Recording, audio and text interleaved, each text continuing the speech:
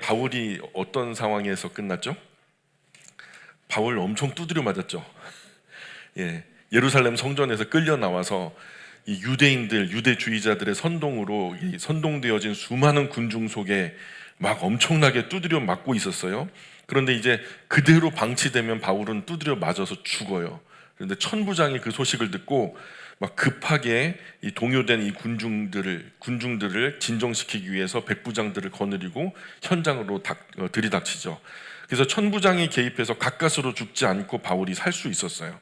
바울은 영내로 들어가기 직전에 천부장에게 부탁하죠. 계단 위에서 잠시만 저분들에게 말할 수 있는 기회를 달라 해가지고 천부장에게 말할 때는 유창한 헬라어로, 당시 로마가 일반적으로 쓰던 언어로 유창하게 하는 거예요. 어떻게 유대인이 그 유창한 헬라어로 말하는가 하면서 신기해하죠.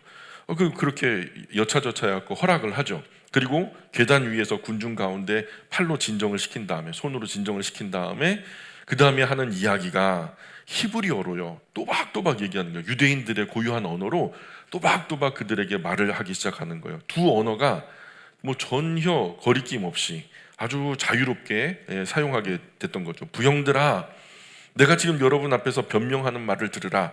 변명이라고 하니까 좀 비굴하게 느껴지죠. 뭐 변명하고 있어 막 그러잖아요. 좀 어감이 좀 안 좋은데, 그러니까 이 내용에 사실 그 정확한 번역은 헬라어로 아폴로기아라고 하는 말을 쓰는데, 아폴로기아는 변호 내지는 변증이라는 뜻을 갖고 있어요. 변호 내지는 변증. 바울의 변증 방식이 자신의 체험을 바탕으로 하고 있어요. 내가 체험한 것을 사람들 앞에 얘기한다. 이게 이제 복음적인 요소를 띠게 되면 간증이라고 말하죠. 간증. 사실 간증은 어떤 면에서 정말로 강력한 이 전도의 방법이죠. 내가 경험한 하나님을 내 입으로 말하는 거니까, 그 누구도 알 수 없는 거. 때문에 간증은 때때로 정말 강력한 힘이 있거든요. 성경의 기본 지식을 잘 알지 못해도 간증은 아주 큰 힘이 있어요. 대중 앞에 서서 말할 때 참 떨리고 위축되고 자신이 없죠. 바울이 지금 성경 펴놓고 설교할 분위기는 아니잖아요. 그죠? 막 한참 두드려 맞다가 끌려가는 도중에 잠깐 말할 기회를 얻었는데, 자, 성경 몇 장 몇 장 봅시다, 이렇게 얘기할 수 없는 거잖아요. 그러니까 더더욱이 지금 바울의 입장에서 대중 앞에서 말하는 상황이 되면 더 좀 정말 크게 위축되고 아마 말하기가 어려웠을 거예요. 그런데 자신의 경험을 바탕으로 말하기 시작하면 편하죠. 그 누구도 내가 경험한 것을 잘 모르니까 내 일에 있어서는 내가 전문가죠. 그죠? 내가 이 자리에서 나에 대해서 제일 잘 알아요. 그러니까 내가 전문가죠. 모든 대중 앞에서 나만큼 내 일에 대해서 깊이 알고 잘 아는 사람이 없거든요. 그러니 자신 있게 말할 수 있는 거예요. 이럴 때 거침없이 자신이 만난 하나님, 자신이 경험한 신앙의 일들을 말할 수 있으면 참 좋은 거죠. 어쨌든 그래서 바울의 간증이 이제 성경이 되어가지고 엮여 있잖아요. 전도할 때 유용해요. 세상 사람들 전도하는데 그리스도인들 많이 만났어요. 세상 사람들이요. 그래서 이 말 저 말 다 들었어요. 그런데 내가 경험한 예수님, 내가 느끼는 교회의 좋은 점, 신앙생활할 때 유익한 점, 신앙으로 자녀를 양육할 때 탁월한 점, 내가 경험하고 내가 느낀 점을 말할 때는 그 누구도 같은 말을 한 적이 없거든요. 왜냐하면 개인의 경험이니까. 그래서 아무도 시비할 수 없어요. 왜냐하면 내가 그렇게 경험했고 내가 그렇게 느꼈고, 그러니까 내가 아무도 시비를 걸 수 없죠. 반면에 간증이요, 참 좋기도 하지만 반면 나쁜 부분도 있어요. 위험한 부분이 있어요. 간증을 정말 멋지고 감동적으로 하면 대중이 반응하거든요. 이게 연예인들의 그 어떤 인기와 비슷해요. 그러다 보니까 간증하는 중에 실제 일어났던 사실에 대해서 무엇을 더하기도 하고 빼기도 해요. 좋은 일은 과장하기도 하고 누추한 일은 빼기도 하더라는 거예요. 까딱하면 과장이 점점 심해지면서 나중에는 하나님을 전하는 것이 아니라 자기를 내세우는 수단이 되어버리죠. 이런 아주 큰 위험을 갖고 있는 것이 간증이라는 거예요. 그래서 우리 교회에는요, 간증하려면 먼저 원고를 써가지고 가지고 오시라고 부탁을 드려요. 그래서 제가 간증자와 함께 대화하면서 수정하고 보완하고 편집해요. 간증 속에서 이 간증을 통해서도 하나님만 영광 받으시도록, 하나님만 주인공 되시도록 이 간증의 모든 포맷을 다시 잡죠. 한마디로 간증은 자기 드러내고 자랑하는 것이 아니라 예수님 드러내고 자랑하는 것이죠. 자, 이제 우리가 살펴볼 바울의 간증 속에서도 누가 진짜 주인공인지 함께 살펴보자고요. 바울의 간증을 들을 때 과연 이 간증 속의 주인공이 누구로 나타나는지를 한번 살펴보자는 얘기예요. 2절 볼까요? 2절 같이 읽습니다. 시작. 꼭 조용한지라 이어 이르되. 예, 그들이 누구죠?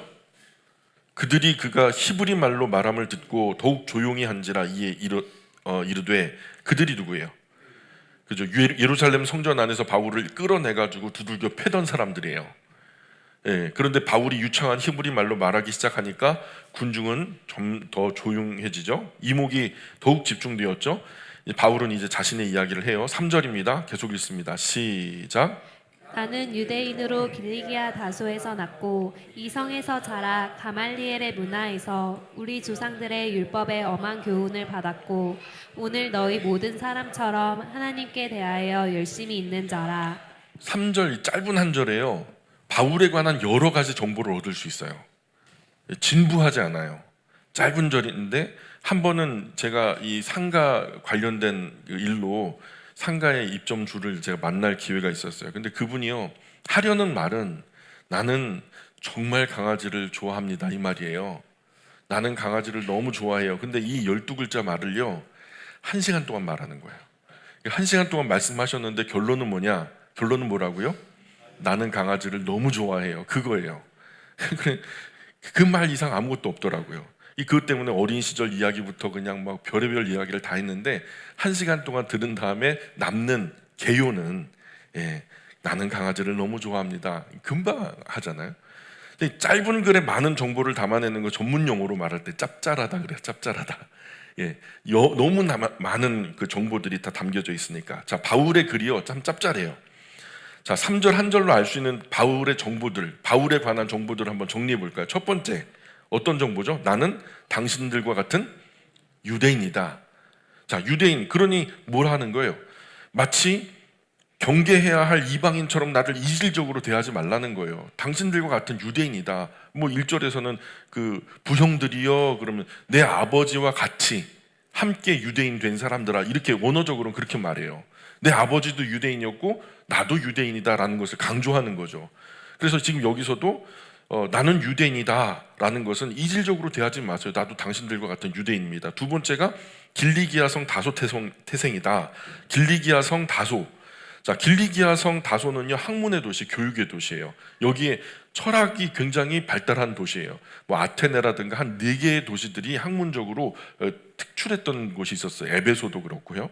자, 그런데 이 길리기아 성 다소라고 하는 그 지역의 출신이다. 그만큼 나도 적지 않게 배웠고 말로 해도 통하니까 이제 주먹 좀 그만 쏘라. 그만 받고 싶다. 뭐 이런 얘기겠죠. 세 번째로 나는 어디서 자랐대요? 이 성이 어디예요? 예? 이 성이 어디서 지금 어디서 끌려 나왔어요? 예루살렘 성전에서 끌려 나왔죠. 그럼 예루살렘 성전 어디 있어요? 예루살렘에 있죠. 그럼 어디서 자랐다는 거예요? 예루살렘에서 자랐다는 거예요. 예루살렘에서 자랐다. 당신들과 같은 지역 사람이야. 그러니 동질감, 친밀감이 있다는 것을 강조하는 거예요. 전혀 이질적이고 다른 사람이 아니라는 거예요. 그리고서 더더욱이 네 번째 정보는 뭐냐면 랍비 가말리엘 제자로 유대교 율법의 엄격한 교육을 받았다. 이렇게 말하죠. 가말리엘은 유대인이 존경하는 3대 랍비가 있어요. 수천 년 유대교 역사 속에 랍비가 뭐 3명만 있었겠어요? 엄청나게 많은 랍비 중에서 진짜 존경할 만한 랍비 중에 랍비 3명을 꼽으라면 그 중에 하나가 가말리엘이에요. 이 무슨 말이냐? 가말리엘이 죽으면 율법의 영광도 사라진다는 말이 있을 정도로 가말리엘이 그 중에서도 완탑이에요. 정말 존경받는 사람이었거든요. 그런데 그런 존경받는 랍비 아래에서 이 제자가 되었던 사람이 바로 바울 자신이라는 거죠. 그러니까 사람들이 의아해할 거예요. 아마 이 얘기를 들으면서 할 거예요. 그래서 유대교 율법에 대해서는 정통한 학자요, 유대인들의 존경을 받는 선생이니까요. 그리고 엄격한 교육을 받았대요. 엄격한 교육을 받았대요. 그러니 당신들 중 누구보다도 하나님 사랑하는 열심, 율법을 지키고자 하는 열정 뭐 뒤지지 않습니다. 나 진짜 여러분보다 탁월하게 하나님을 사랑하고 하나님을 믿고 있습니다. 이런 얘기죠. 자, 엄격한 교육 얘기가 나와서 말인데, 교육은 가능하면 좀 엄격하게 받으면 좋아요. 유초년 시절 엄격한 교육 중에 참 진리가 마음에 깊이 뿌리 박히고 장성에서는 진리 안에서 자유롭게 하는 것이 좋죠. 장성에서는 진리 안에서 자유롭게 하는 것이 좋은데 어릴 적에 아직 길이 들지 않았을 때 교육은 엄격한 교육이 좋죠. 좀 우리가 이런 나무들도요, 여린 가지일 때 묘목일 때는요, 이 굽으면 굽혀지고 또 잡아주는 대로 자라잖아요. 그런데 나중에 심이 생기잖아요. 그럼 꺾여요. 이게 중학교 1, 2학년만 돼도 이 자존심이 생겨가지고, 자존심이잖아요. 마음에 어떤 기존이 생기는 거예요. 자기의 정체성이 잡히면서 이게 꺾이면은요, 손상되면요, 복구가 불가능해요. 그걸 마음의 상처라고 해요. 이거 평생 가거든요. 그러니까 그 전에 뭐 초등학교 시절 6학년 이전까지는요, 엄마 아빠들이 막대해도 그냥 나중에 아이스크림 하나 사주면 다 풀리거든요. 그러니까 그때까지는 아마 엄격한 교육이 통할지는 모르겠어요. 그 신앙교육, 학교교육 어릴 때는 엄격하게 하는 것이 좋아요. 근데 중학교 2학년, 3학년 때부터는 어려워진다는 거죠. 한 살이라도 어릴 적에 엄격하게 교육하는 것이 맞다는 거죠. 교회를 중심으로 한 신앙교육이나 가정교육이나 학교교육도 어릴 때 엉덩이 싸움하는 거, 그죠? 책상머리 싸움하는 거, 이거 그때 다 사실은 생기는 거거든요. 적어도 초등학교, 중학교 그 이전에 다 끝난다고 봐야죠. 어쨌든 바울은요, 참 엄격한 신앙교육, 율법교육을 받아왔다는 거예요. 예, 길리기아 다소에서 났지만 예루살렘에서 자라면서 그런 엄격한 교육을 받아왔다 때문에 다섯 번째 정보는 뭐냐면, 지금 앞에 선 군중과 같이 하나님 공경하는 일에 대해서는, 하나님을 사랑하는 일에 대해서는 아주 열심히 특심이다. 뭐 여러분 가운데 뒤지지 않는다. 이 열심은 여러분 중 누구도 지지 않을 자신이 있다. 이렇게 단언할 만큼 아주 특별한 열심이 있다고 말하는 거죠. 4절 계속 읽어볼게요. 4절 시작. 내가 이 돌을 박해하여 사람을 죽이기까지 하고 남녀를 결박하여 옥에 넘겼노니. 예, 저 또한 여러분과 같이 그리스도의 복음이 전도되는 것이 끔찍하게 싫어서, 왜냐하면 유대인들은 나사렛 예수 그리스도의 복음이라는 것은 이단이었거든요. 이단의 어떤 사이비 교주 같은 것이 나사렛 예수였고, 그가 전하는 그리스도의 복음은 사이비 이단의 어떤 교리였거든요. 그러니까 나도 그것이 끔찍하게 싫어서 수많은 그리스도인을 박해했을 뿐만 아니라 그것으로는 성이 차지 않아서 예루살렘에서 도망치는 그리스도인들을 쫓아가서 남녀 가리지 않고 붙잡아 감옥에 가두고 죽이기까지 했다는 거예요.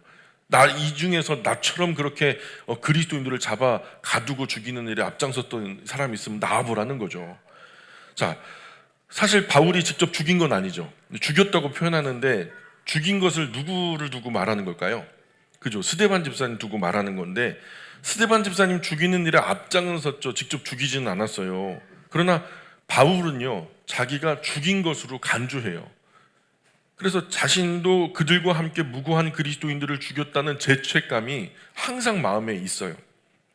이 죄책감이 예수님 만난 이후로요, 평생 동안 바울을 쫓아다녀요. 그래서 바울은 사람들에게 자신을 이렇게 소개해요. 이 죄책감 때문에. 예수님을 만난 이후에 물과 성령으로 거듭나고 삶의 바른 방향, 회심을 경험한 이후에 자기가 하나님을 사랑한다고 했는데 그게 사랑한 게 아니라 하나님을 아프게 해드렸다는 것을 인식하게 되고, 그때 진짜 하나님을 사랑했던 사람이 바로 스데반 집사였거든요. 스데반 집사님은 사실 가말리엘 문화생이었어요. 똑같이 바울과 같이. 그러니까 어찌 보면 가말리엘의 같은 제자로서 나이도 엇비슷하고 아마 동문수학하면서 친구 역할을 했을 거예요. 그런데 어느 날 얘가 나는 그리스도 예수님 따라서 열심히 남은 생을 살란다 하면서 떠나가 버리니까 사이비 이단에 빠져버린 아주 못된 친구가 돼버린 거죠. 그래서 이런 것들이 더 괘씸하고 분해서 스데반을 죽이는 일에 앞장섰는지도 모르겠어요. 그런데 알고 보니까, 실제로 예수님을 만나고 알고 보니까 내가 씻을 수 없는 죄를 범한 거잖아요. 그래서 늘 바울이 그래요. 나는 죄인들이 있다면 별거 아니야. 나는 죄인들 중에 괴수라고. 그렇게 자신을 얘기해요. 5절 계속 읽어볼까요? 5절 시작. 이에 대제사장과 모든 장로들이 내 증인이라. 또 내가 그들에게서 다메섹 형제들에게 가는 공문을 받아가지고 거기 있는 자들도 결박하여 예루살렘으로 끌어다가 형벌받게 하려고 가더니. 예, 이에 대제사장과 모든 장로들이 증인이라. 그래서 이 유대인들이 존경하고 믿고 따르는 사람들이 바로 대제사장과 장로들이거든요. 유대인 대표 자격 되는 대제사장과 장로들을 언급하는 것은 한때는 그들의 신임을 얻어가지고 그들과 공식적으로 협력해서 일을 이루던 사이였다. 예, 그러니 그런 사람이 어쩌다가 저렇게 되었을까 궁금하겠죠. 예. 그래서 그 뒤에 보면은 또 내가 그들에게 다메섹 형제들에게 가는 공문을 받아가지고 거기 있는 자들도 결박하여 예루살렘으로 끌어다가 형벌받게 하려고 가더니 다마스커스에서도 예수님 믿는 사람들을 잡아 죽이겠다는 또 다른 유대주의자 형제들이 있었던 거예요. 그들과 결탁해가지고 이 공문 사법권을 가지고 간 거예요. 당시는 로마 제국에 치하였잖아요. 그러나 자치회가 있었어요, 없었어요? 유대인 자치회가 있었어요. 성전을 중심으로 한 나름대로의 그 정치 시스템이 있었단 말이에요. 근데 로마 제국은 그것을 존중해줘요. 그래서 아주 기초적인 사법권은 대제사장과 장로들 그리고 성전 경찰들에게 좀 일임을 해줬어요. 그리고 큰 뭐 사형수를 사용한다든가 중형을 내린다든가 이것은 로마 제국이 알아서 할 일인데 그거보다 얕은 사법권에 관해서는 이제 대제사장과 그 장로들이 성전 경찰을 중심으로 스스로 판단할 수 있도록 줬단 말이죠. 그래서 그 사법권을 가진 그 공권력을 가지고 공문서를 가지고 이제 바울이 다마스커스 가갖고 거기 있는 유대주의자들과 결탁해갖고 다마스커스의 그리스도인들을 잡아다가 예루살렘까지 데리고 와서 여기서 재판받게 해가지고 가두던가 죽이던가 하겠다는 거죠. 그런 마음으로 유대교로 돌아가지 않겠다면 그만이죠. 그죠? 유대교로 돌아가지 않겠다면 그만이지 뭘 또 잡고 가두고 핍박하고 죽이기까지 하냔 말이에요. 요즘에 그래요? 그러면 어떻게 돼요? 너 예수님 믿어 안 믿어? 안 믿어? 그러면 막 때리고 잡고 막 그냥 뭐 죽이고 그러나요? 뭐 지구상에 그런 종교들이 있죠, 간혹. 예수님은 그렇게 가르치지 않았어요. 끝끝내 믿지 않고 받아들이지 않고 거절한다면 너의 발에 먼지를 털어버리고 그 동네에서 나오라고 가르쳐 주셨죠. 그 마을을 떠나라는 거예요. 끝까지 안 믿으면 어떻게 해요? 어떻게 해요? 때려요, 죽여요. 우리는 그렇게 못해요. 우리 예수님 말씀대로 수단도 방법도 가려야 되는 사람들이죠. 우리는 세상 다른 종교와 달라요. 그렇게 하면 안 돼요. 인격에 관한 한 강제할 수 없으니 그럴 수밖에 없어요. 그런데 바울은 그렇지 않았다는 거예요. 유대교에 속했던 바울은 그렇게 하지 않고 바울은 자기가 믿는 유대교를 믿지 않는다고 국경까지 넘어가요. 그리고 다마스커스 다른 나라까지 가가지고 그리스도인들을 잡아다가 족치고 때리는 거예요. 그러나 예수님 그렇게 하지 말라고 가르치는 거예요. 인격적으로 전해서 안 믿고 받아들이지 않고 영접하지 않고 끝끝내 거절하면 그만하라는 거예요. 안 믿는다고 영접하지 않는다고 과거 유대교나 로마 카톨릭이나 이슬람이나 지금 인도의 힌두교처럼 때리고 고문하고 종교 재판까지 해가지고 제거하고 막 그러면 마녀 사냥까지 하면 조금 있으면 지옥 가서 실컷 얻어 터지고 고생할 텐데 뭘 끌어다가 힘들게 때릴 필요가 있겠냐는 거예요. 그럴 필요는 없다는 거예요. 여러분 전도하러 가서요 안 믿겠다고 버티고 거절하고 애먹이잖아요. 그런데 계속 귀찮게 끈질기게 예수천당 불신지옥 외쳐봐요. 계속 추궁거려봐요. 어떻게 될까요? 계속 그렇게 쫓아다니면서 예수님 믿으세요. 아, 나 그만하고 싶어요. 부담스러워요. 좀 그만했으면 좋겠어요. 막 그러는데도 계속 쫓아다니면서 그러면 관계만 악화되는 거예요. 정말 안타깝고 슬픈 일이지만 인격에 관한 한 내 자녀라도 강제할 수 없는 거예요. 하나님도 그렇게 하지 않으시는데 우리가 뭐라고 강제할 수 있겠어요? 그래서 처음에는 살짝 언급해보고 불편해하고 부담스러워하고 태도가 강경하면 그냥 내려놔야 돼요. 자꾸 무례하게 귀찮게 전도한다고 매달리고 그러면은 덕스럽지 못한 거죠. 사랑은 무례하지 않은 거잖아요. 그죠? 사랑은 무례히 행치 아니하고. 그러니 예수님의 사랑 메시지를 전하는 사랑 방식도 사랑의 방식으로 무례하지 않게 전해야 하는 것이 맞는 거예요. 꼭 찔러보고 전혀 씨알도 안 먹힐 것 같으면 우리 배운 거 있죠? 지난 시간에 뭐라고 배웠어? 뭐라고 배웠죠? 바울이 예루살렘에 들어가면 큰일 당한다 그랬는데 나는 들어가면 핍박 당하고 결박 당하고 각오 다 돼 있어. 죽을 것도 각오 돼 있다. 그러니 나중에는 말리다가 어떻게 해요? 뭐라고 했다고요? 주님 뜻대로 되기를 원합니다. 그러고 말았대요. 그러니까 우리도 그래야 돼요. 따라해볼까요? 주님 뜻대로 되기를 원합니다. 아무리 전해도 안 듣고 거절하고 부담스럽다고 그냥 돌아서고 그러면은요, 주님 뜻대로 되기를 원합니다. 면전에다 그러면 안 되고 마음속으로 말하라는 거예요. 주님 뜻대로 되어지기를 원합니다. 무례하게 하지 말자고요. 그러나 바울은 무례를 넘어서 사람 잡는 거예요. 사람을 잡는 거예요. 실제로 잡아 가두고 사람을 실제로 잡아 죽이기도 하고. 종교의 목적은 사람 살리는 거예요, 죽이는 거예요? 다시 한번 여쭐게요. 종교의 목적은 사람 살리는 거예요, 죽이는 거예요? 살리는 거죠. 그러나 그 종교라는 이름으로 사람 잡고 죽이면 맞는 거예요, 틀린 거예요? 지금 지구상의 많은 종교들이 그렇게 종교의 대원칙에 크게 위배되는 일들 많이 하죠. 종교 전쟁으로. 중세 1000년 동안 로마 카톨릭 그랬죠. 한마디로 바울이 지금 말도 안 되는 행동을 하는 거예요. 유대교는 예나 지금이나 말도 안 되는 행동을 하고 있어요. 여기서 이야기가 더 좀 깊어지면 정치 이야기로 비화될 수 있으니까 여기서 좀 말을 멈출게요. 자, 6절 7절 계속 한번 읽어봅시다. 6절 7절 시작. 가는 중 다메섹에 가까이 갔을 때에 오정쯤 되어 호련히 하늘로부터 큰 빛이 나를 둘러비치매 내가 땅에 엎드려져 들으니 소리 있어 이르되 사울아 사울아 내가 나를 왜 박해하느냐 하시거늘. 예, 다메섹에 이제 거의 도착했을 때 그때가 정오 무렵이었대요. 오정. 정오면은 언제예요? 12시, 낮 12시죠. 그때는 환해요, 어두워요? 제일 환한 때죠. 정오의 햇빛이라고 하니까. 그런데 그 가장 밝은 햇빛 가운데 갑자기 하늘로부터 큰 빛이 바울을 둘러 비치는 거예요. 정오의 햇빛을 꿰뚫고 더 강렬하게 비칠 만큼의 어떤 크고 충격적인 빛.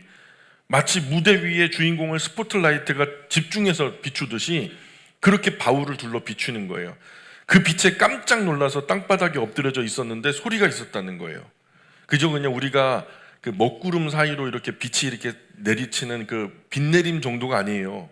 그런 정도가 아니고 정오의 햇빛보다 더 강렬한 빛에 바울이 깜짝 놀라 엎드려질 정도로 강렬하게 비쳤다는 거예요. 원문에는 에다포스 에이스 핍토라고 되어 있는데요. 그대로 해석하면은 어딘가에서 땅에 떨어졌다 그런 말이에요. 어딘가에서 땅에 떨어졌다. 뭐 때문에? 그 강렬한 빛 때문에. 그런데 뭐에서 떨어졌을까요? 아마도 나귀나 뭐 말이나 무슨 탈 것을 타고 다마스커스로 가는 도중이었던 것 같아요. 근데 갑자기 정오의 햇빛보다 더 강렬한 빛이 쫙 하고 비치니까 탈 것도 놀라고 바울도 놀라가지고 그냥 거기서 탈 것에서 떨어져 땅바닥으로 떨어진 거죠. 그리고 너무 강렬한 빛에 눈이 멀어버려요. 순간적으로 눈이 멀어버려서 나중에도 그래요. 바울이 내가 그 강렬한 빛에 눈이 멀어버렸다고 그렇게 직접 고백을 하니까요. 그런데 보지도 못하고 엎드려져 있는데 한 소리가 들리는 거예요. 한 소리가 들리는데 이상하게도 그 빛은 함께한 일행들이 다 보는데요. 이 소리는요, 바울만 듣는 거예요. 다른 사람들은 웅웅거리는 소리만 듣는데 바울은 그 의미를 알아듣게 귀에 들린 거예요. 근데 그 이야기인즉슨 뭐라고 얘기를 하시냐면 그 강렬한 빛 가운데 어떤 분이 사울아 사울아 네가 왜 나를 박해하느냐 이렇게 묻더라는 거예요. 바울이 박해한 것은 예수님이에요? 예수님 믿는 사람들이에요? 그죠? 예수님이 아니죠. 바울이 핍박한 것은 예수님 믿는 사람들이지 예수님이 아니거든요. 그런데 예수님은 왜 나를 핍박하냐 그렇게 말씀하시죠? 예수님 워딩이 좀 애매하죠? 자, 그런데요, 예수님의 계산법은 그래요. 예수님 믿는 사람에게 한 것이 예수님께 한 거래요. 여기 있는 지극히 작은 소자 하나에게 한 것이 곧 내게 대하여 한 것이다. 여기 있는 지극히 작은 소자 하나에게 하지 않은 것이 곧 내게 대하여 하지 않은 것이다. 그러니 예수님 계산법이 그래요. 예수님 믿는 저와 여러분들 앞으로 살아가면서 남은 평생에 혹여나 우리의 신앙과 예수님 믿는 믿음 때문에 누군가가 핍박을 하고 회방을 하고 막 박해를 하고 어려움을 준다면 여러분 두려워하지 마세요. 그것은 나를 미워하는 것이 아니라 내 안에 계신 예수님을 미워하는 거예요. 예수님이 그렇게 계산하신다니까요. 그러면 주님 예수님께서 다 알아서 하실 거예요. 그래서 예수님 믿고 따르는 사람을 미워하는 것은 바로 예수님 미워하는 거예요. 그 요한 1서에서도 사도 요한이 뭐라고 말하냐면 사도 요한이 이렇게 말해요. 형제들아, 세상이 너희를 미워해도 이상하게 여기지 말라. 예수님을 미워했으니 예수님 따르는 우리도 미워하는 것이 당연하다. 그들에겐 생명이 없고 우리에겐 생명이 있기 때문에 미워하는 것이다. 이렇게 설명해요. 사울아 사울아 내가 왜 나를 박해하느냐. 지금 이전까지 바울은 나사렛 예수를 유대교 이단으로 여겼어요. 이단의 어떤 사이비 교주 같은, 예수 믿고 따르는 이들을 붙잡아 가두고 죽이고 핍박한 이유가 그거예요. 그런데 그분이 나타나신 거예요. 내가 생각하기에 사이비 이단의 교주 같은 그 나사렛 예수가 정오의 햇빛보다 더 강렬한 빛 가운데 나타나서 자기에게 얘기를 하고 있는 거예요. 자, 그런데 여기서 예수님이 뭐라고 불러요? 바울을 사울이라고 부르죠. 근데 예수님 믿은 후에는 바울로 불려요? 그죠? 무슨 차이예요? 사울이라는 말은요 히브리식이에요. 바울이라는 말은요 헬라식이고요. 그냥 단순히 번역한 거예요. 근데 웃기게도요 히브리식 이름의 음가를 그대로 가지고 와서 헬라식으로 부르는데 사울이 바울 되잖아요. 근데 웃기게도 그 음가 때문에 의미도 달라져요. 원래 사울이라고 하는 이름의 뜻은요 히브리식으로 말하면 큰 자란 뜻이에요. 그런데 이게 헬라식으로 바뀌면서 음가 때문에 의미가 바뀐 것은 작은 자라는 이름으로 바뀐 거예요. 작은 자. 참 재밌죠? 사울은 큰 자, 바울은 작은 자.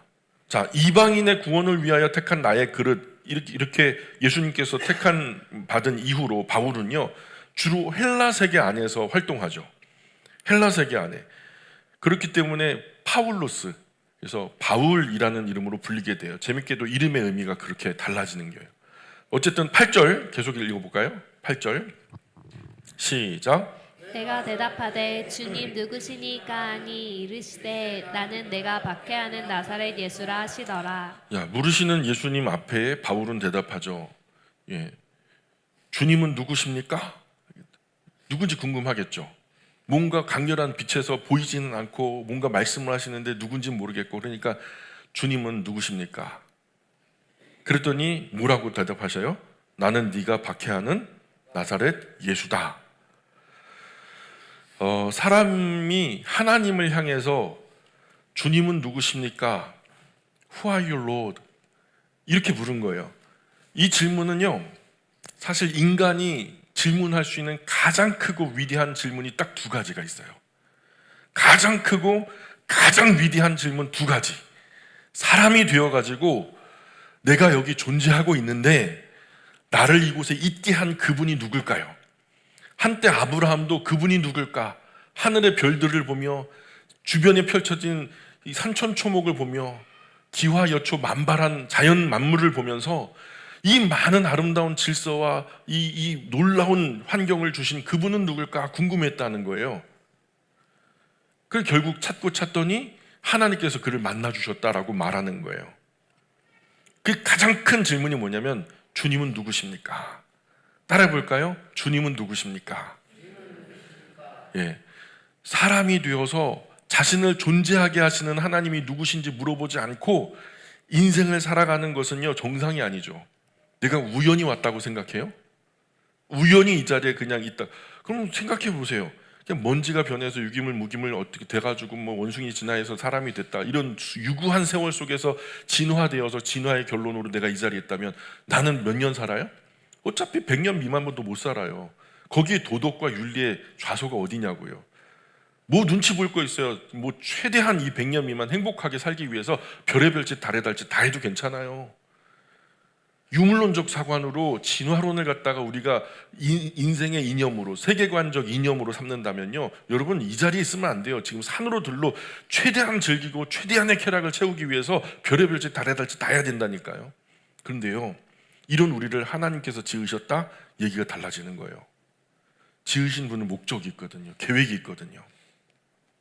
그래서 사람이 살아가면서 나를 이곳에 있게 한 그분이 누군가 질문하는 거. 사람이 할 수 있는 질문 중에 가장 알차고 아름답고 귀한 질문이 바로 이 질문이죠. 주님은 누구십니까?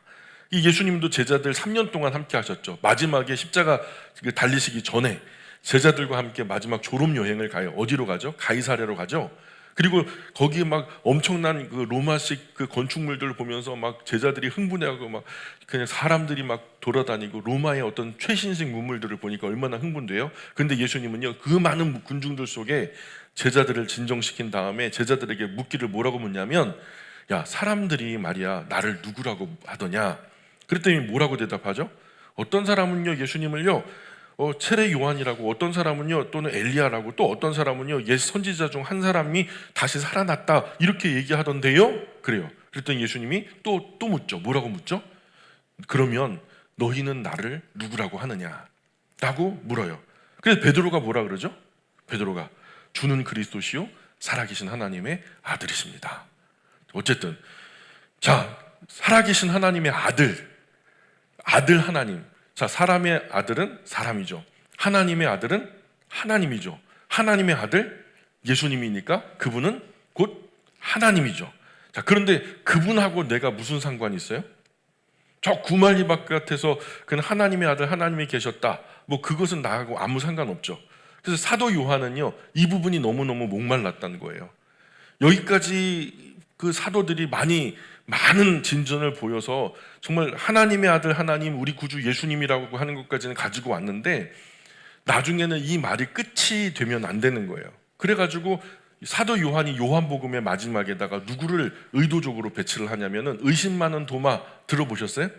도마가요 제자들이 예수님을, 다시 살아나신 부활하신 예수님을 봤다고 하니까 내가 그분의 못 박힌 손과 허리에 상자국 만져보기 전에는 절대로 내가 믿지 않을 거다. 그랬더니 예수님이 그 자리에 나타나셨죠. 그리고 뭐라고 말씀하세요? 도마야, 가서 내 손과 옆구리를 만져봐라. 그리고 믿지 않는 자가 되지 말고 믿는 자가 되라 라고 말씀하시죠. 그랬더니 도마가 뭐라고 말하죠? 나의 주 나의 하나님이십니다. 그러죠. 여기가 끝인 거예요. 나의 주 나의 하나님이십니다. 베드로가 어쨌든 그런 졸업 문제, 너희는 나를 누구라고 하느냐라고 하는 질문 끝에 베드로가 그렇게 주님은 그리스도시요 살아계신 하나님의 아들이십니다, 이 대답 끝에 예수님께서 정말 칭찬하셨죠. 뭐라고 칭찬하시냐면 바요나 시모나. 이 바요나 시모나라는 말은요 참 애정이 가득 담긴 그 명칭이에요. 사랑을 가득 담아가지고 부르고 있는 거예요. 바요나 시모나, 네가 복이 있구나. 이것을 너에게 알게 하신 분은 혈육이 아니다, 하늘에 계신 너의 아버지야. 내가 너에게 이른다, 너는 베드로다. 베드로는 페트로스, 페트로스의 뜻은 반석이다. 내가 너의 이 고백 위에 내 교회를 세울 것이다. 그 교회는 음부의 권세가 이기지 못하리라. 로마 카톨릭은요 내가 너의 그 이 고백 위에 교회를 세운다라고 하는 것을요 그냥 베드로라고 생각한 거예요. 베드로 위에다 교회를 세운다. 그래가지고 베드로가 일대 교황이 된 거예요. 그런데 지금 우리가 이 정황을 보면 베드로를 두고 말한 거예요? 아니면 베드로의 신앙 고백을 두고 말한 거예요? 베드로가 신앙을 고백을 제대로 했거든요. 바르게 했거든요. 주는 그리스도시요. 그리스도는 히브리어로는 메시아, 우리말로는 구세주죠. 이것만 똑바로 고백해도요 음부의 권세가 우리를 해치지 못해요. 주는 그리스도시요 살아계신 하나님의 아들이십니다. 이 고백만 정말 바르게 제대로 해도요 음부의 권세가 우리를 해치지 못한다니까요. 예수님이 말하잖아요. 너는 베드로다. 내가 너의 이 고백 위에 내 교회를 세울 터인데 그 교회는 음부의 권세가 이기지 못할 거다. 이 고백만 제대로 해도 음부의 권세가 절대로 이기지 못하죠. 그런데요 요즘 왜 음부의 권세가 교회들을 이겨먹죠? 음부의 권세가 교회들을 이겨먹고 교회 망하게 하는 많은 일들이 있죠. 왜냐하면요 하나님의 아들 하나님 참 구원자 그리스도 메시아를 바르게 전하지 않기 때문이에요. 사람의 각종 교훈과 세상의 가치와 인기로 강단이 오염되고 있기 때문에 그래요. 성경 그대로 66권 전체를 가르쳐야 되는데 거기서 취사 선택해가지고 뭔가 유행에 맞게 시절에 맞게 뭔가를 갖다 자꾸만 개발을 하니까 문제가 생기는 거예요. 자, 예수님을 누구로 아는가? 이거 정말 중요한 문제죠. 여러분은 온 세상 지으신 창조주를 누구라고 생각하세요? 이 자리에 앉아 계신 여러분께 여쭐게요. 세상을 지으신 분이 누구라고 생각하세요? 우연일까요? 아니면 정말로 창조주 하나님이실까요? 여러분 예수님을 누구라고 생각하세요? 예수님은 그 2000년 전에 어떤 유대 청년? 비참하게 죽은 한 청년이라고 생각해요? 아니면은 어떻게 다르게 생각하나요? 예수님을 바르게만 알고 바르게만 고백해도 음부의 권세는 교회를 이기지 못해요. 바울의 주님 누구십니까? 이 질문에 예수님 뭐라고 답하시죠? 나는 네가 박해하는 나사렛 예수다. 그러죠. 자, 우리에게 나사렛 예수 이 영광이죠. 그죠? 나사렛 예수 하면은 뭔가 정말 힘이 나고 뭔가 모든 것들을 다 물리칠 수 있을 것 같은 그냥 위대한 장군 같은 느낌이 들죠. 그런데요, 당시의 나사렛 예수라는 말은요, 예수님과 그분을 따르는 사람들을 조롱하고 비하하면서 낮잡아 부르는 말이에요. 나사렛이라는 동네가요, 아주 후진 동네였거든요. 촌동네였거든요. 그래서 나사렛 예수다 그러면은 뭐냐면 세상에 나사렛 예수란다. 그 나사렛에서 그 촌동네에서 무슨 선한 것이 나오냐, 이 정도의 의미예요. 오늘로 조금 번역하자면, 야, 오늘 오산에서 목회하는 목사란다. 오산이 어딘데 오산에서 무슨 선한 것이 나올까, 이렇게 비아냥거리는 거죠. 오산을 무시하는 거죠. 그것과 더불어서 그 출신의 사람들을 비하하는 거죠. 어때요? 느낌이 와요? 느낌이 안 오나? 거기 계시죠? 자, 근데 이상하게도 재밌는 게요, 예수님하고 붙으면은요, 세상 가장 비참한 것들도 가장 아름답게 변화돼요. 나사렛 예수도 우리에게 참 아름다운 이름, 능력의 이름으로 변화됐죠. 우리가 나사렛 예수라고 이름을 부를 때 그 나사렛 예수가 비하하기 위해서 불러야 하면 높여 부르는 이름이에요. 우리에겐 높여 부르는 이름이 됐어요. 저는 늘 악한 영과 더러운 귀신들이 제 마음을 막 헤집고 뭔가 마음의 질서를 갖다 깨뜨릴 때 항상 그래요. 나사렛 예수의 이름으로 명하노니 나에게서 떠나가라, 막 이렇게 하거든요. 그냥 저를 다 잡지 못할 때. 그리고 또 십자가 생각해 보세요. 십자가는 쉽게 말해서 뭐죠? 사형틀이죠. 사람 죽이는 틀이에요. 그런데 그 온 세계 여성들이요, 그 손가락에 끼고 목에 걸고 귀에 걸고 발에도 걸고 다니시는 분도 계셔요. 예, 그걸 좋아서 걸까요? 아니면 무서워서 걸까요? 좋아서 걸어요. 그게 뭐라고요? 사형틀인데 그걸 걸고 다녀요? 미친 거 아니에요? 왜 그걸 걸고 다녀요? 이상한 거예요. 예수님하고 딱 붙으면 세상 가장 무시무시한 사형틀도요, 아름다운 이름이 돼요. 갈보리라는 말 있죠. 갈보리 십자가 위에서. 갈보리라는 말하고 십자가가 또 붙었네요. 근데 갈보리는 뭐냐면 해골 바가지라는 뜻이에요. 해골 바가지. 갈보리 십자가, 해골 바가지에 꽂힌 십자가라는 거예요. 해골 바가지 정수리 위에 십자가가 꽂혔는데 그게 또 사형틀이네요. 거기서 사람을 죽이네요. 무시무시하죠. 근데 우리 찬양 중에 어떤 찬양 있죠? 놀라운 사랑의 갈보리, 갈보리, 갈보리, 놀라운 사랑의 갈보리, 영원한 갈보리. 자, 근데요, 이거 번역을 그대로 하잖아요. 어떻게 되는 거예요? 예, 놀라운 사랑의 해골, 해골, 해골, 놀라운 사랑의 해골, 영원한 해골바가지, 이렇게 되는 거예요. 참, 예수님께 붙으면 모든 좋은 것이 돼요. 그러니 저와 여러분도 예수님께 꼭 붙자고요. 예, 우리 참 후지고 모자라고 망가지고 오염돼도요, 주님 예수님께 딱 붙으면요, 좋은 것이 돼요. 그냥 좋은 게 아니라 세상 가장 좋은 것이 돼요. 어쨌든 나는 네가 박해하는 나사렛 예수다. 9절 계속 읽어볼게요. 9절 시작. 나와 함께 있는 사람들이 빛은 보면서도 나에게 말씀하시는 이의 소리는 듣지 못하더라. 예, 함께한 사람들과 바울은 눈부시게, 아니 눈이 멀도록 강렬한 빛을 같이 봤어요. 그런데 그 속에서 말씀하신 주님의 음성은 바울 외에는 둘러선 어떤 사람도 듣지 못하죠. 바울만 그 의미를 알아듣고 묻고 대답해요. 10절 계속 읽어볼게요. 시작. 내가 이르되 주님 무엇을 하리이까? 주께서 이르시되 일어나 다메섹으로 들어가라. 내가 해야 할 모든 것을 거기서 누가 이르리라 하시거늘. 예, 세상에서 가장 위대한 질문 하나가 뭐라고요? 주님은 누구십니까? 그리고 두 번째 위대한 질문이 여기 나오는 거예요.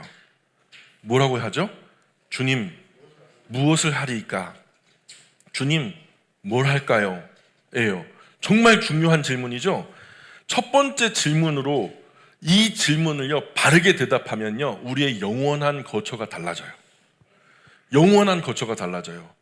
예수님을 여러분 누구라고 고백해요? 주님 그리스도시요 살아계신 하나님의 아들이십니다. 나의 주, 나의 하나님이십니다 라고 고백하나요? 영원한 거처가 달라지는 거예요. 근데 두 번째 질문, 주님 무엇을 할까요? 이 두 번째 질문으로 우리가 영원한 하나님 나라에 들어가게 될 때 상급이 결정되는 거예요. 사람이 100년 미만 살아가면서 꼭 물어야 할 질문이 둘이 있어요. 하나는 저를 지으신 분이 누구신가요? 성경은 뭐라고 대답하나요? 태초에 하나님이 천지를 창조하시니라. 그리고 그 하나님이 자신의 형상을 따라 사람을 지으셨다. 두 번째는 그렇다면 하나님 저는 뭘 하면 좋을까요? 어떤 삶을 살아가야 될까요? 무엇을 하면 살면 좋을까요? 너는 마음을 다하고 뜻을 다하고 힘을 다하고 생명 목숨 다해서 네 주 하나님 여호와를 사랑하라. 나를 사랑하듯 네 이웃을 네 몸과 같이 사랑하며 살아라. 자, 하나님이 누구신지 나의 남은 삶 내가 뭘 할지 알면 다 한 거죠. 그죠? 뭘 더 하려고 그래요? 욕심도 많아. 이 두 가지에 대한 바른 답만 알면은요 더 이상 알만한 것이 없어요. 요한복음에서도 말해요. 영원한 삶이란 무엇인가? 자, 우리 어렵지만요 한번 펴보죠. 요한복음 17장 3절. 요한복음 17장 3절. 영원한 삶이란 무엇인가? 같이 읽어볼까요? 요한복음 17장 3절입니다. 시작. 영생은 곧 유일하신 참 하나님과 그가 보내신 자 예수 그리스도를 아는 것이니이다. 아멘. 영생이 뭐래요? 그분을 아는 거래요. 영생은 하나님 아는 거래요. 주님 누구십니까? 이 질문에 대해서 하나님 말씀하시죠. 어디서 말씀하시죠? 성경에서도 창조주 하나님, 구원주 하나님, 동행하시는 성령 하나님, 그죠? 심판하시는 심판주 하나님, 알파와 오메가 처음과 나중 시작과 끝이 되신 하나님. 그 성경이 전체가 우리에게 그렇게 말하고 있어요. 구약 호세아 6장에서도 뭐라고 그래요? 나는 인애를 원하지 않는다. 제사를 원하지 않는다. 번제보다 하나님 아는 것을 원하노라. 그래서 사람이 꼭 알아야만 하는 세계 최고의 지식은 하나님 아는 거예요. 아들을 보내기까지 사람을 사랑하신 하나님 아버지, 그 아버지 하나님의 거룩하고 선하신 계획에 순종함으로 사랑을 삶과 생명으로 증거하신 성자 예수님, 오늘도 거룩한 하나님 아버지와 유일하신 아들의 순종으로 인하여 만들어진 이 유일하고 영원한 생명과 구원의 길로 지금도 인도하고 계신 성령 하나님, 이렇게 성삼위 하나님을 아는 거예요. 이것을 아는 것을 하나님은 가장 소중하게 생각하신다고요. 왕년에 바울도 한 학문 했거든요. 나름대로 굉장한 학자예요. 길리기아 다소 출신이라 철학에 깊은 지식도 있었고요. 가말리엘의 제자로서 엄격한 교육도 받았죠. 세상적으로 보면 누구에게도 뒤지지 않을 만큼 엄청난 지식을 가진 탁월한 학자였어요. 이력서에 채워 넣을 굵직한 학문과 배움 끝도 없었을 거예요. 그런데 바울이 예수님 만나고서 그 모든 것들을 뭐라고 하냐면, 내가 예수님을 만난 이후에 이젠 나에게 이 모든 것들은 배설물과 같다.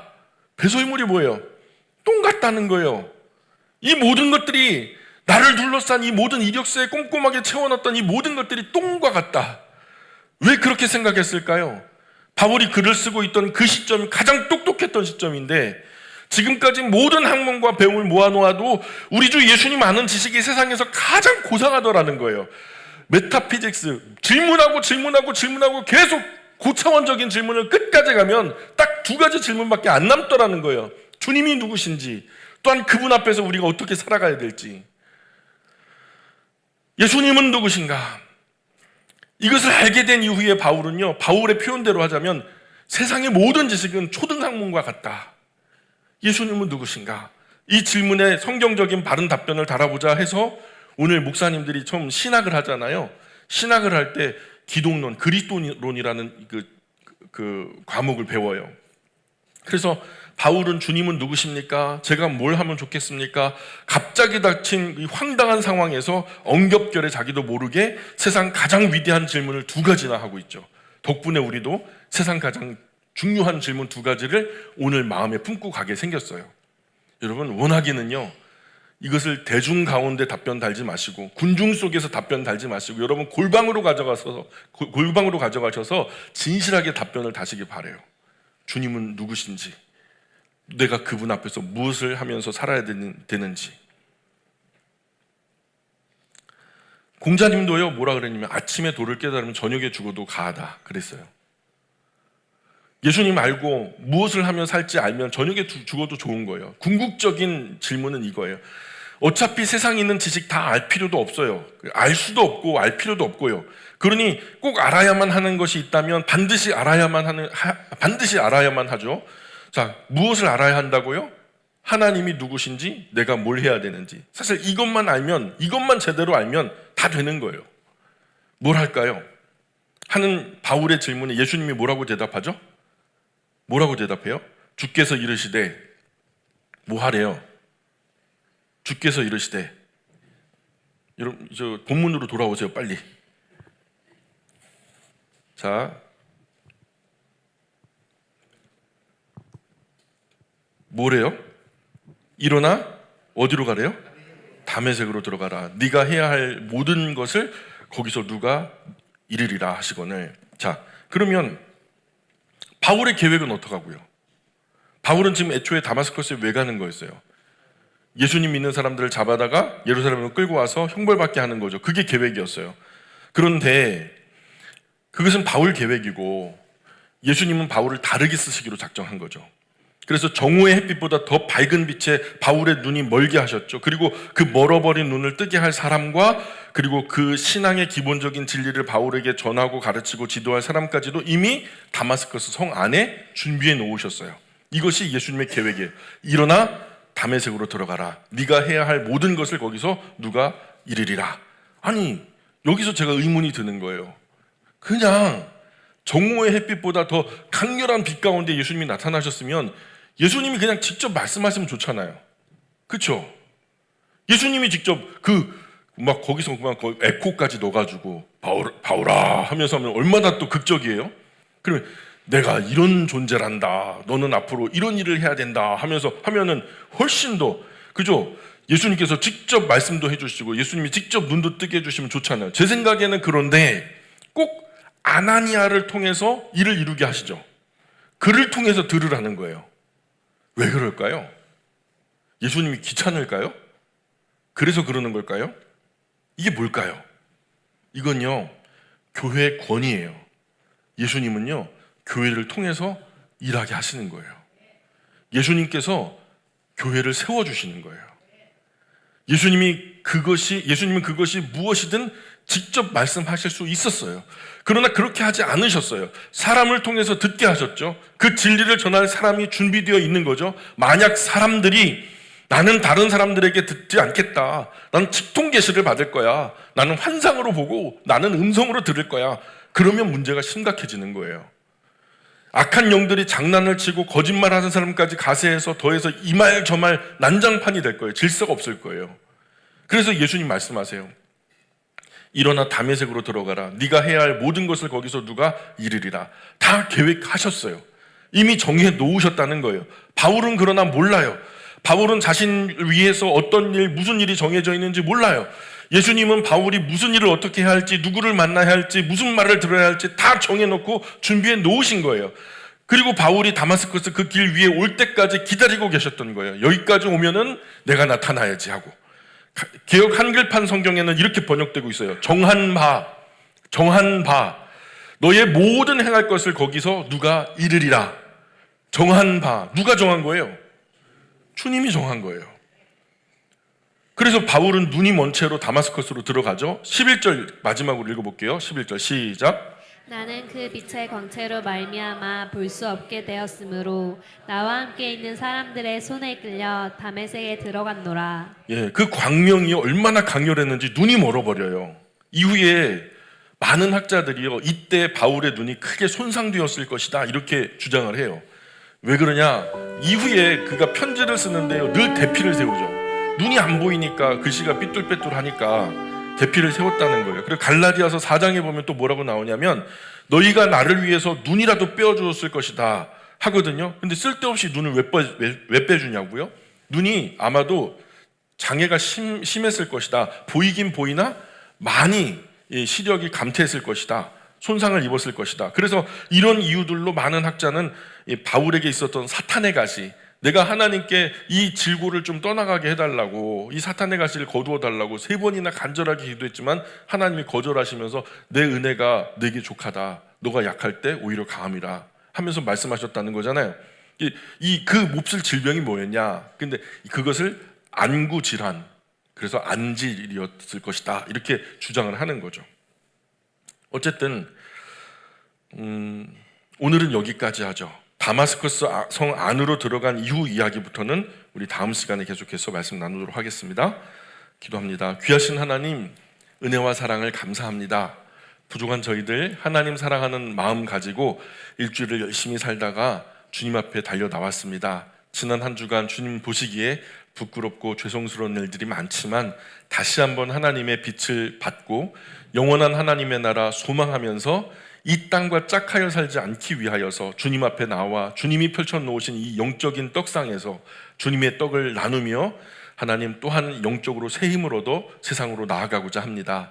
한 사람 한 사람 거저 보내지 마시고 영적으로 풍성하게 배불리게 하시며 저와 이 세상과 짝하여 사는 것이 아니라 세상 속에서도 빛의 자녀처럼 정말 착함과 의로움과 진실함으로 아름답게 살아갈 수 있는 하나님의 자녀들 모두 될 수 있도록 도와주시고, 무엇보다 하나님을 사랑함으로 이 자리에 달려나올 때 빈손으로 오지 않고 귀한 물질 또 여러 가지 헌신과 봉사와 충성을 가지고 하나님께 올려드리오니 행한 그것으로 만배로 갚아주셔서 남은 평생 동안에 퍼주고 나누어 주어도 부족함이 없고 담이 없는 풍성함으로 채워주시고, 주님 남은 평생 주님 복의 통로로서 많은 사람들에게 하나님의 귀한 영광을 나타내 보여줄 수 있는 복된 영광의 모든 가족들 될 수 있도록 은혜 내려 주옵소서. 하나님만 영광 받으셨으면 좋겠습니다. 감사하며 예수님의 이름으로 기도합니다. 아멘.